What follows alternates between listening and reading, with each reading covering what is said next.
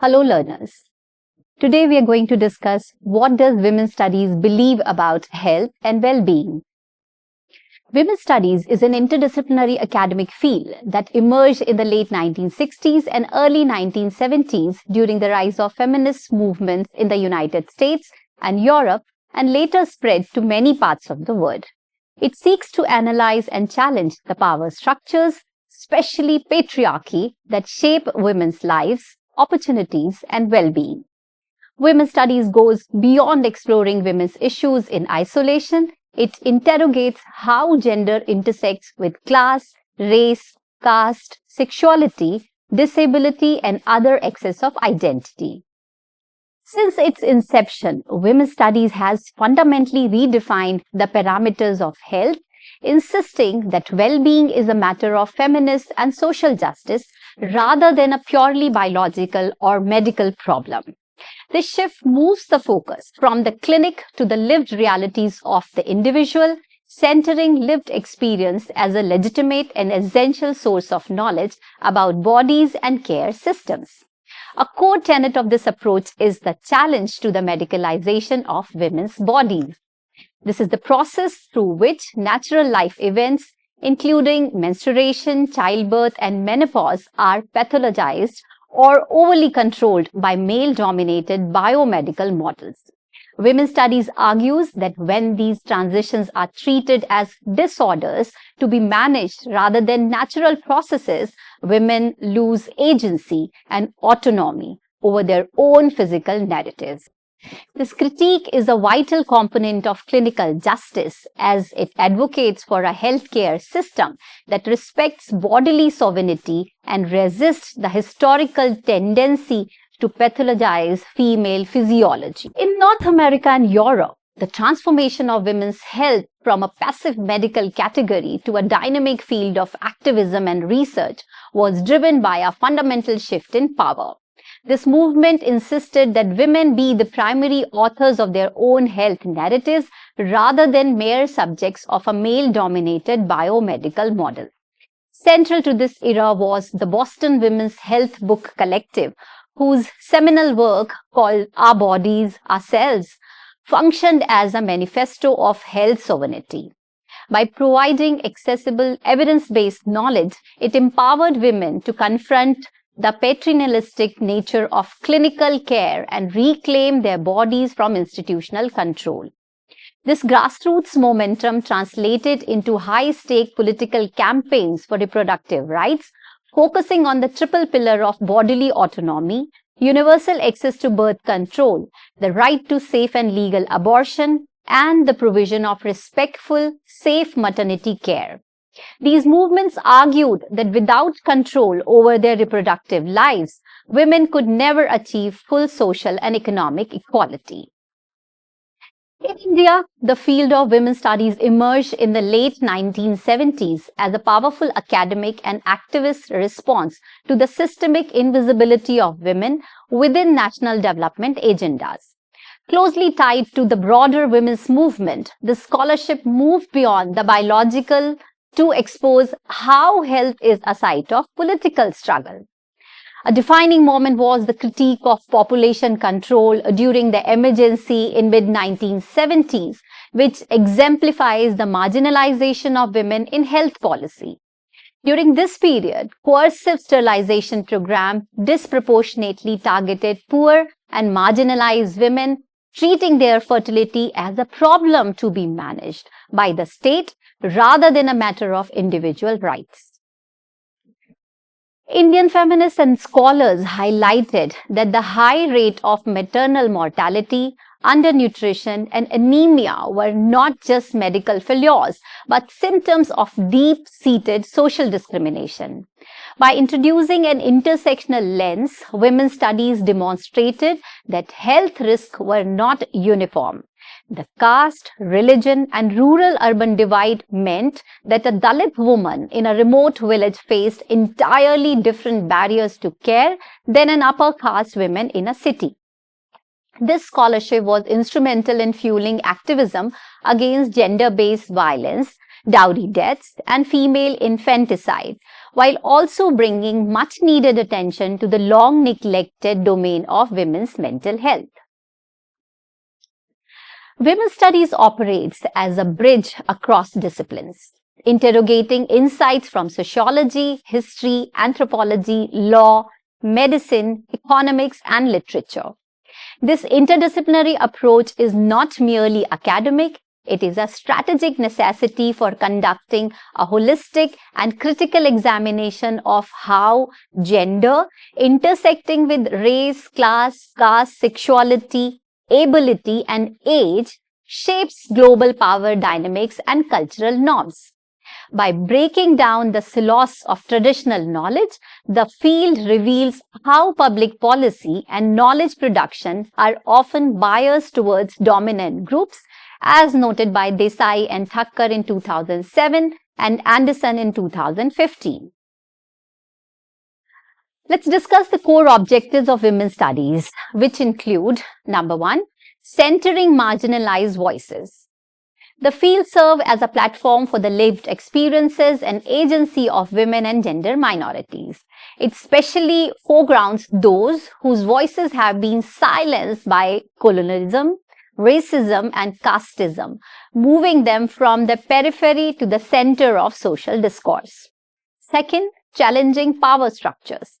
It functions as a diagnostic tool to interrogate patriarchy and other forms of domination. This involves analyzing how social institutions, from the family unit to the judicial system, reinforce systemic inequality. Third, advocating social justice. Beyond theory, the field is committed to transformative change. It analyzes the root cause of inequality to advocate for gender equity, inclusion, and the protection of universal human rights. And fourth, promoting critical thinking in activism. A hallmark of the discipline is the link between scholarship and practice, which we also call praxis.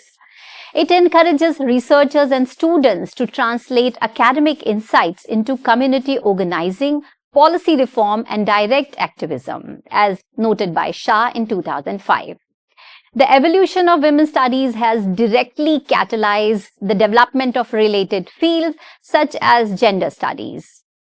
Sexuality studies and queer studies also are part of it. This reflects a sophisticated shift in contemporary academia towards broader analysis of identity and intersectionality. The emergence of women's studies and health activism in the global north, especially the US and the UK during the 1970s and 80s, marked a revolutionary shift in how society viewed the female body.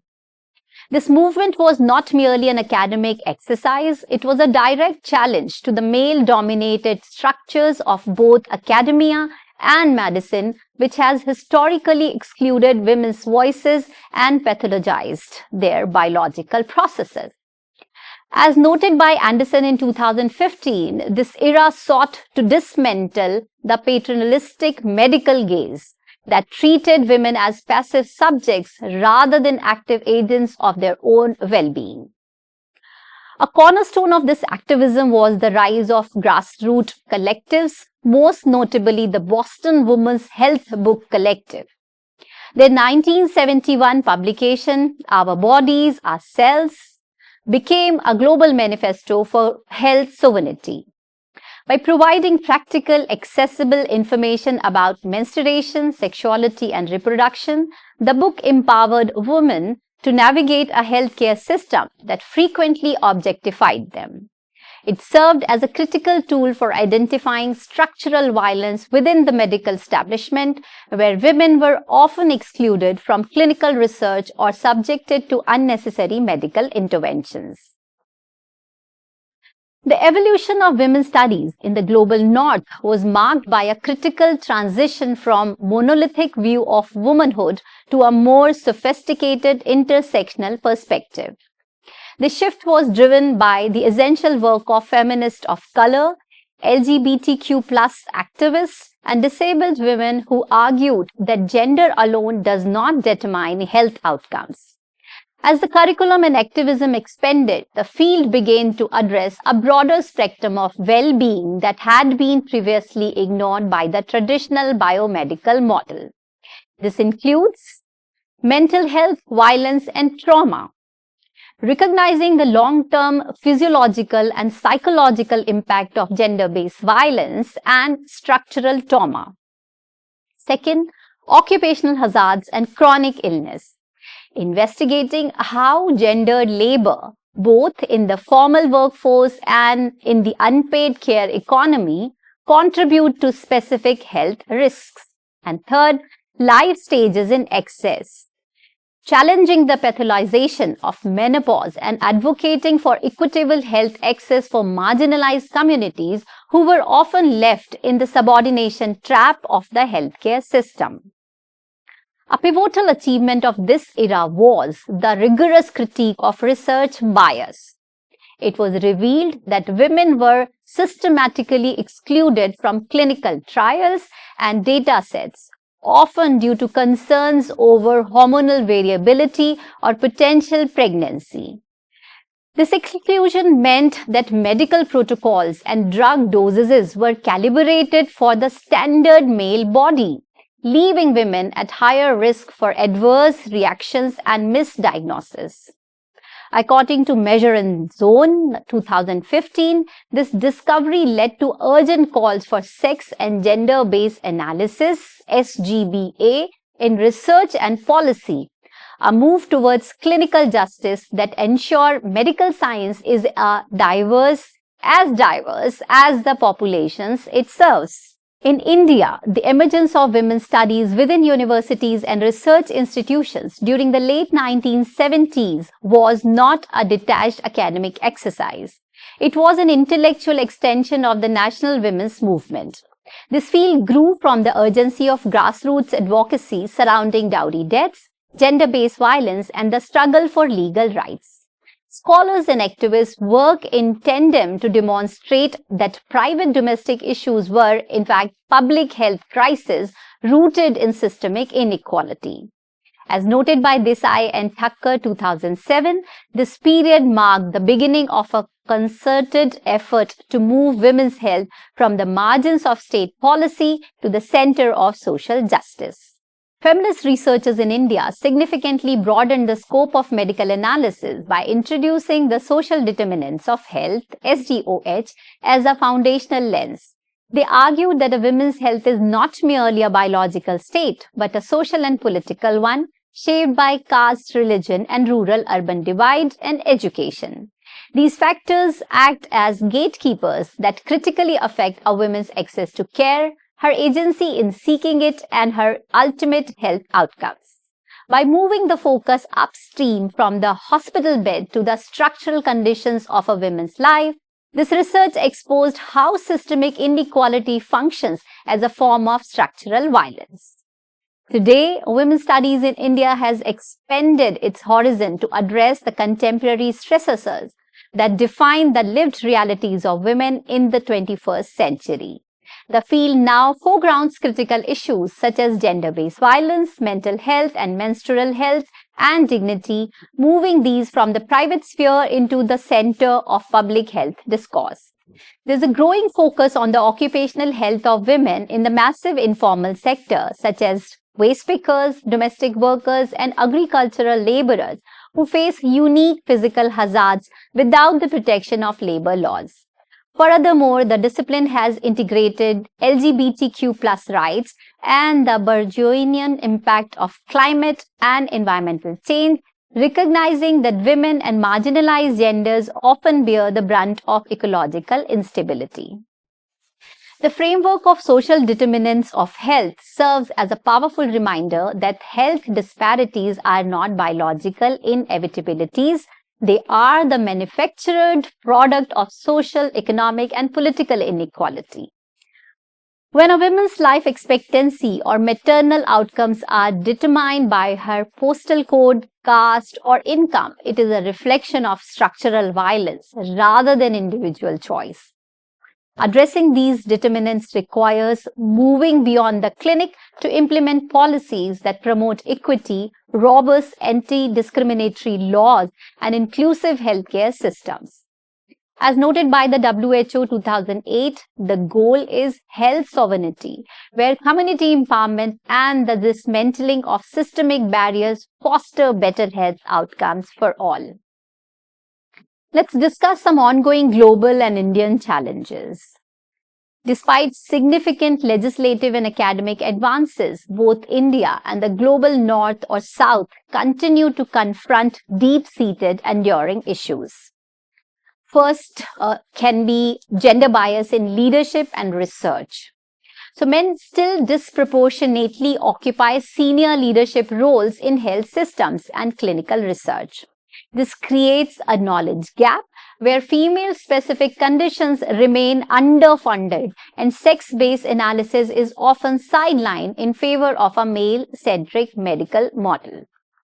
Next, intersectional health disparities. The triple jeopardy remains a reality for marginalized identities, including Dalit, Adivasis, Black, Indigenous, and LGBTQ+ individuals. These groups face unique structural discrimination that compounds health risks, often leading to a profound trust deficit between the community and medical institutions. Next, violence and trauma as epidemics. Gender-based violence and systemic trauma impact women as epidemic scales. There are not just social issues, but primary drivers of chronic illness, mental health disorders, and reproductive complications that the current medical model is often ill-equipped to treat historically. The struggle for respectful care. Access to affordable and accessible care is only half the battle. The struggle for respectful reproductive, sexual, and mental health care continues. Many women still face judgment, coercion, or a lack of informed consent, highlighting the urgent need for clinical justice. Feminist theory shed light on how gendered power relations and intersecting social structures shape health outcomes, healthcare deliveries, and knowledge production in medicine. By challenging patriarchal assumptions and biomedical biases, feminist theories call for health systems and policies that center women's experiences, autonomy, and justice. Let's first discuss liberal feminism. So, liberal feminist theory operates on the foundational principle of formal equality, identifying the primary barriers to women's health as legal, educational, and representational.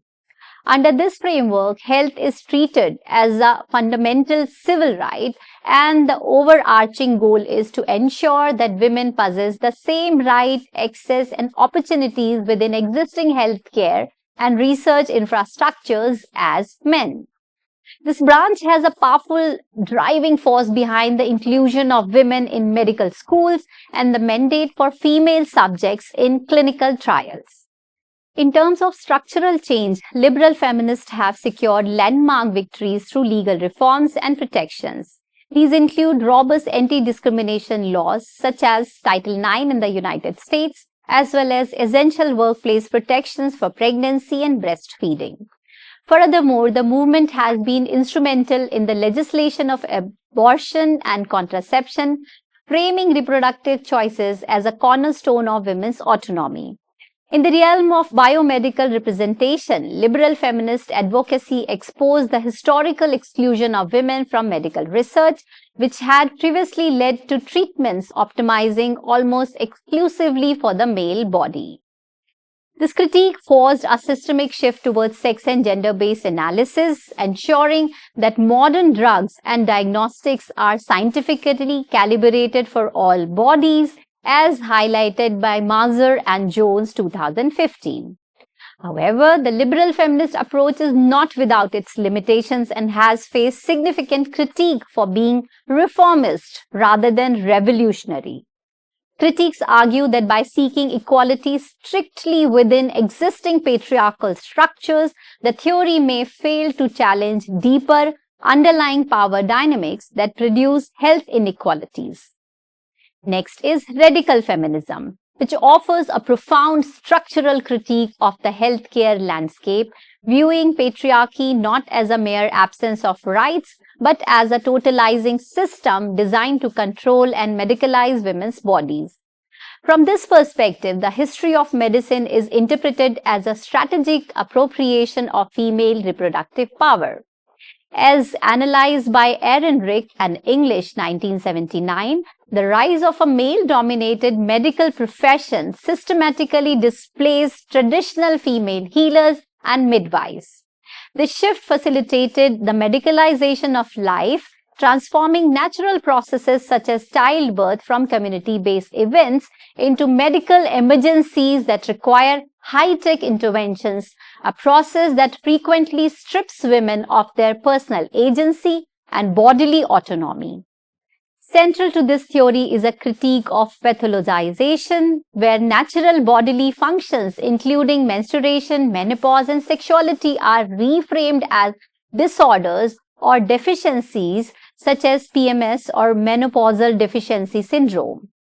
Radical feminists argue that the framing serves to justify unnecessary paramedical and surgical interventions, effectively turning the female life cycle into a permanent state of medical supervision.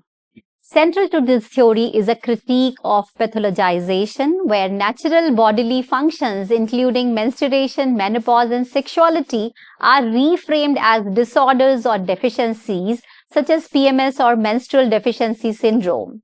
Radical feminists argue that this framing serves as justify unnecessary. Furthermore, radical feminism has been instrumental in exposing the darker side of coercion and control within global health systems.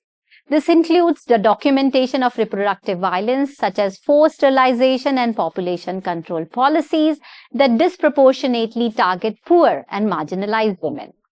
The theory posits that health cannot be defined simply by the absence of disease. Rather, it is a state of bodily sovereignty. Until women have absolute authority over their own physical and reproductive lives, free from state or medical interference, they cannot truly be considered healthy within a just society. Radical feminism provides a critical lens for examining patriarchal structures in health systems, moving beyond policy reforms to challenge the very foundation of medical authority. This perspective critiques professional exclusion, noting how women, particularly those from marginalized racial, class, or caste backgrounds, have historically been barred from leadership and research roles. This exclusion fosters deep power balances where the doctor knows best model prioritizes institutional authority over a woman's lived experience and bodily autonomy. This critique remains vital in the pursuit of clinical justice, as it demands a shift from paternalistic management to a partnership based on mutual respect and shared knowledge. A transformative contribution of radical feminism was the reframing of sexual and domestic violence as health issues. Radical feminists were among the first to define rape, sexual assault, and domestic battering not as isolated personal tragedies, but as widespread social health crises rooted in gendered power dynamics. As noted by Lauber and Moore in 2002, this advocacy led to a creation of women's shelters, rape crisis centers, and the integration of trauma-informed care into mainstream health services.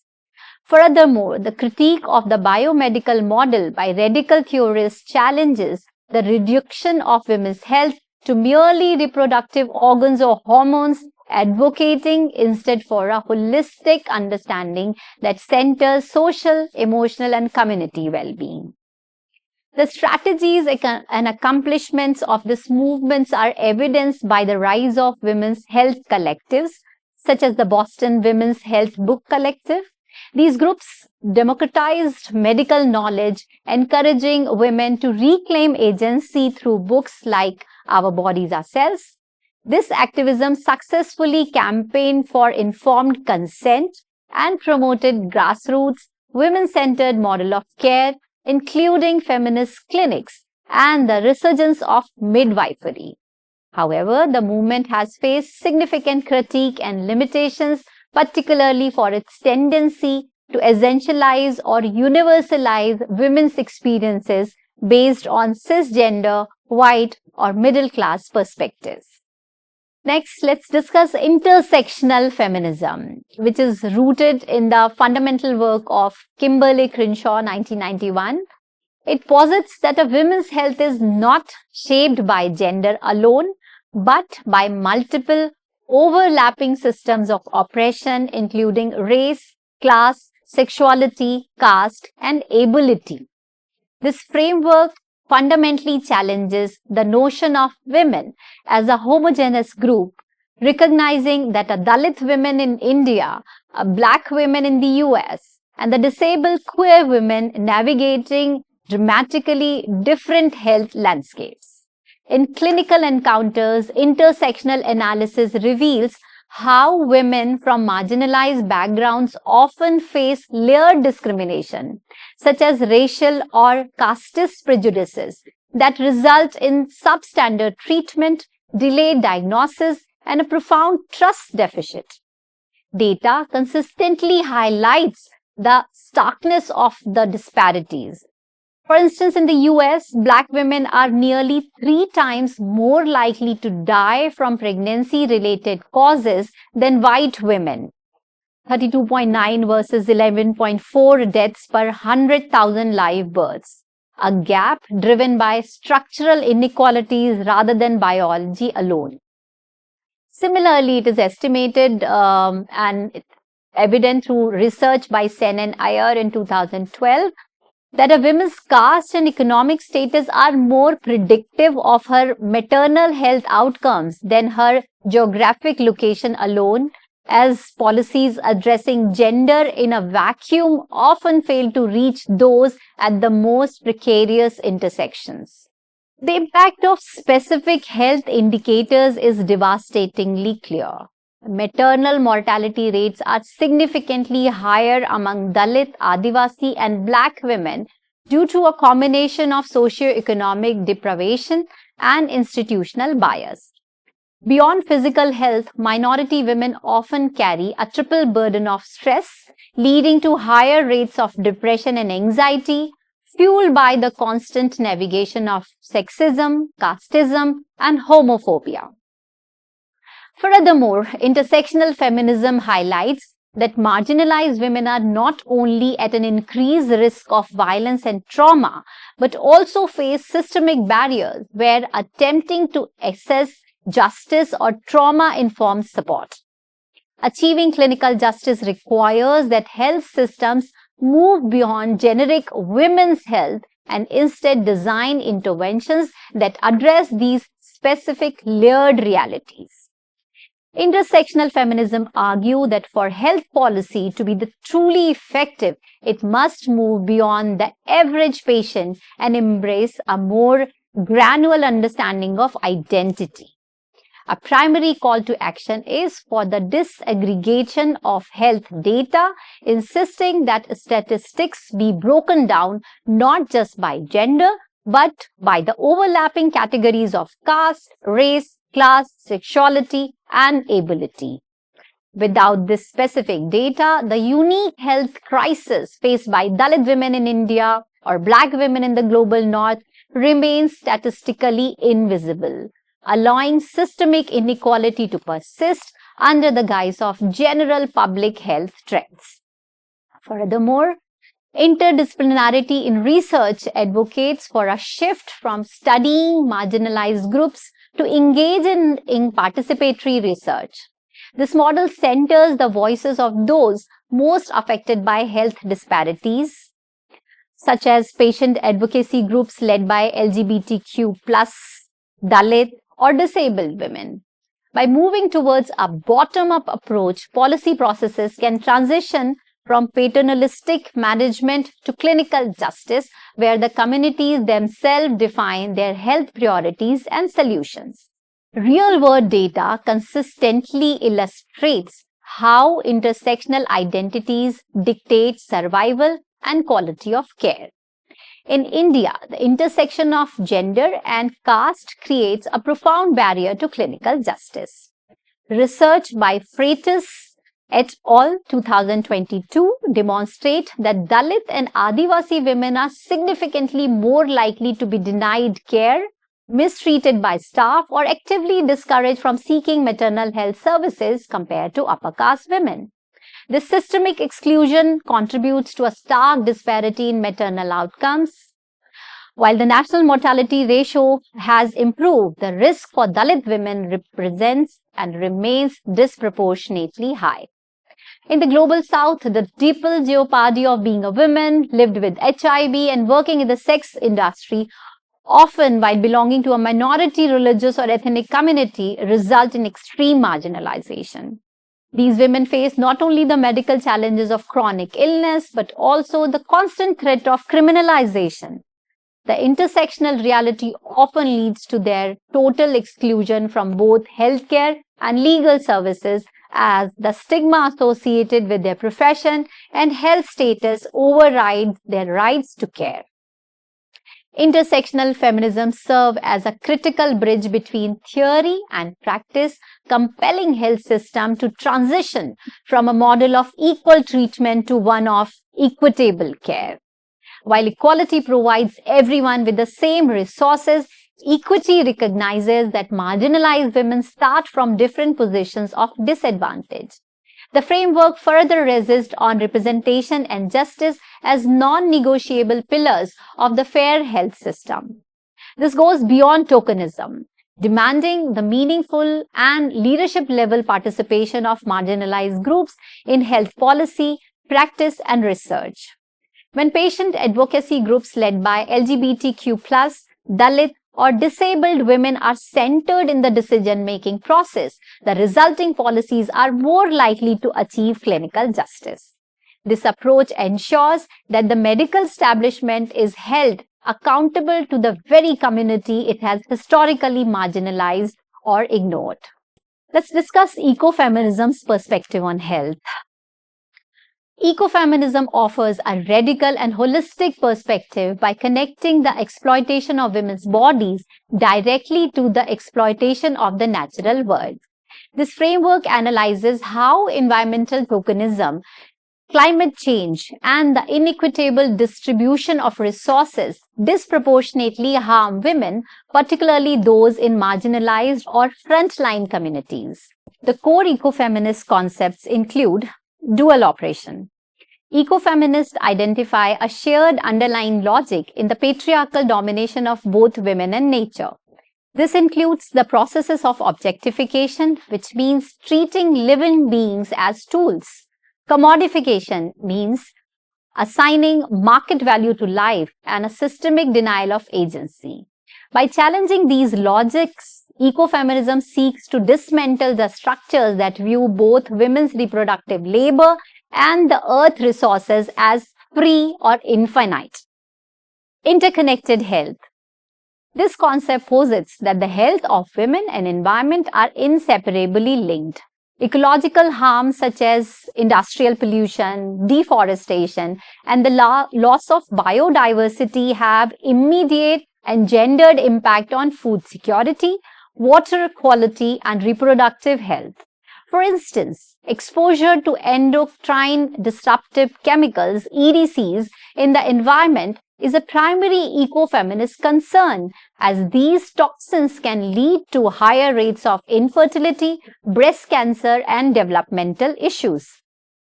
Community knowledge.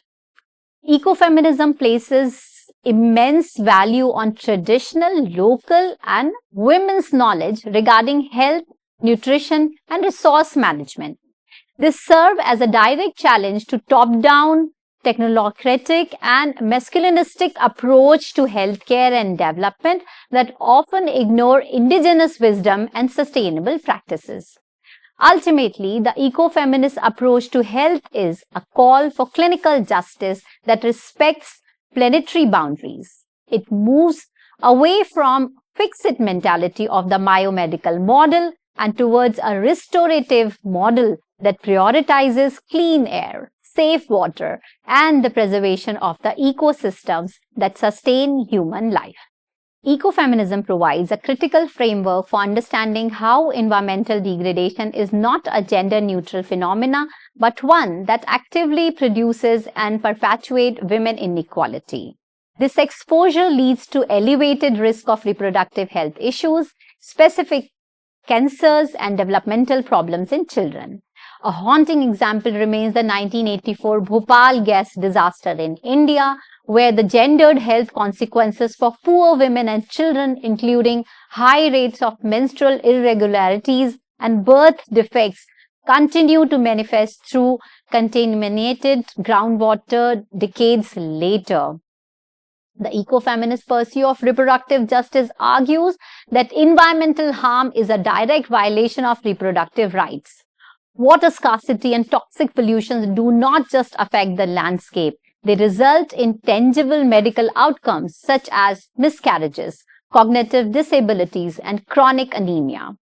Furthermore, ecofeminists critique overpopulation narrative that justify the forced sterilization and coercive population control of poor and minority women, arguing that these policies ignore the resource-heavy consumption of global north while targeting the bodies of those least responsible for ecological decline.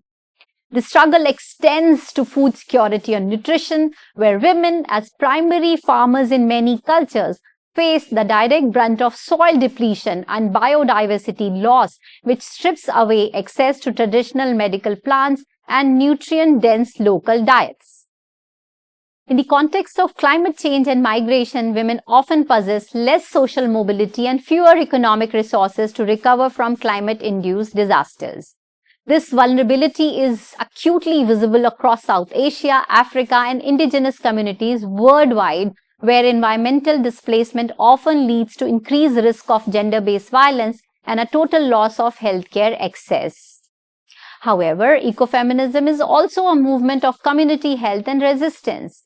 It champions grassroots women-led movements such as Chipko movement in India, Nigerian anti-oil activism, and the global seed sovereignty work led by Vandana Shiva, which framed the protection of the environment as a fundamental act of protecting community health.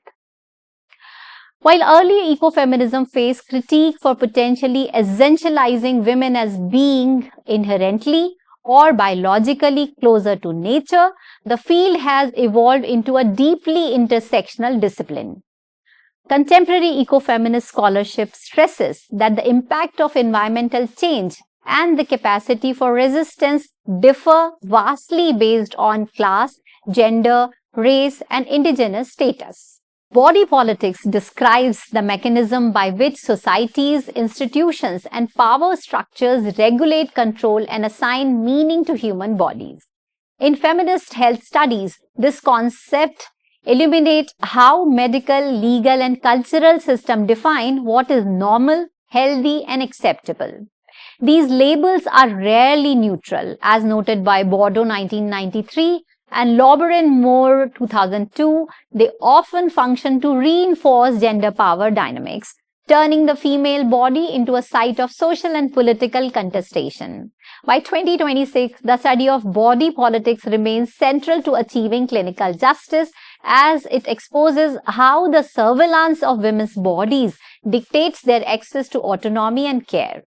A primary instrument of body politics is medicalization, the process by which natural bodily functions are redefined as medical problems requiring diagnosis and intervention. Historically, the male-dominated medical establishment has pathologized the female life cycle, transforming menstruation, pregnancy, and menopause into deficiencies or risky events. For instance, the Enrich and English analyzed how childbirth was moved from the home to the hospital, be managed by technology, often stripping women of their agency. Similarly, the diagnosis of conditions like hysteria or hypermedicalization of premature syndromes have been used to label women's emotions as irrational, reinforcing patriarchal stereotypes. This extends even to aesthetic norms where medical industries profit by defining normal body shapes or genitalia, dividing and driving unnecessarily surgeries and treatments. The antidote to medicalized control is bodily autonomy, the fundamental right to self-governance over one's own physical being without external interference. In the context of women's health, autonomy centers on the principle of informed consent, asserting that women must have the final authority over decisions regarding contraception, abortion, childbirth, and gender-affirming care. This framework, supported by scholars like Rothman 1991, explicitly challenges medical paternalism, where practitioners or policymakers override a woman's preferences under the guise of her own good. Achieving true autonomy requires dismantling the laws and social norms that deny women and gender minorities complete control over their reproductive and sexual lives. Thank you.